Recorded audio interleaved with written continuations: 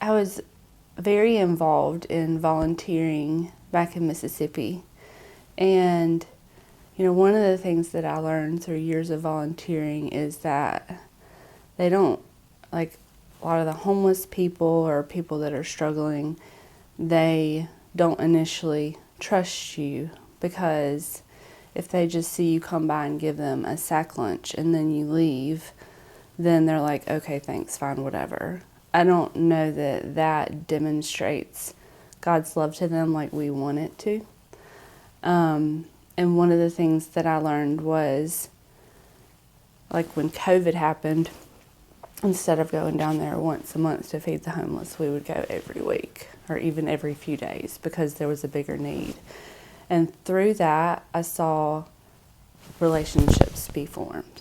And I think that when true relationships are formed and they think that you are really invested in them and care about them, then that's when the real opportunity for them to see God's love comes alive. And so whenever I moved here, I knew that I was kind of overcommitted in Mississippi with volunteering. So I wanted to take my volunteer hours that I was going to do and make them be very intentional and try to make an impact on a smaller number of people's lives. And so I found out about this and I was like, that's perfect. Because I got to know Kim, and I love her. I would tell her I loved her and she would just smile. And that's okay, But I definitely know that she had an impact on my life, and I think that I had an impact on her life too. And she's gone now. She moved to Chicago last week, but I think that we'll keep in touch, and I'll keep checking on her and keep reminding her of kind of the things that I've tried to instill in her over the last year. Remind her that the reason that I'm in her life is because of God, and because I want her to know that He sees her and He loves her. So it was a really neat opportunity.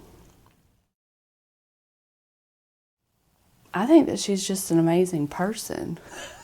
Like, she is hilarious, which the first time you meet her, she is very shy, and, it took some time to get to know her and get to open up, get her to open up to me. But she's an amazing person. She's so kind and generous. And even though she's struggling to make ends meet, she was so lavish with what she would bless other people with, like her friends. And I was always amazed by that. It's like the lady that gave like her last pennies to, the offering. She was amazingly generous. And so that was an inspiration for me to try to be that generous too. And I think just a constant reminder, and I would talk to her about my kids and some of the struggles that they were facing and things like that. And she would always remind me that they're good kids. And, I think she had a tough childhood. She got picked on a lot, stuff like that. So I think that she was able to relate to some of that stuff that, my kids are going through, and being able to encourage me to encourage them through that, which was really neat. I mean, she has so much to offer. She's an amazing human. And you wouldn't know that unless you really tried to get to know her, because she's so shy. I hope that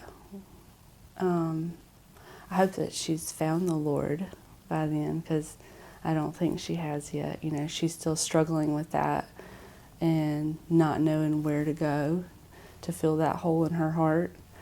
And I hope that has remembered what I've tried to tell her about God, and just remembers that the kindness that she saw in me and the affection and the attention that she got from me was just trying to demonstrate Him. And I hope that brings her to Him.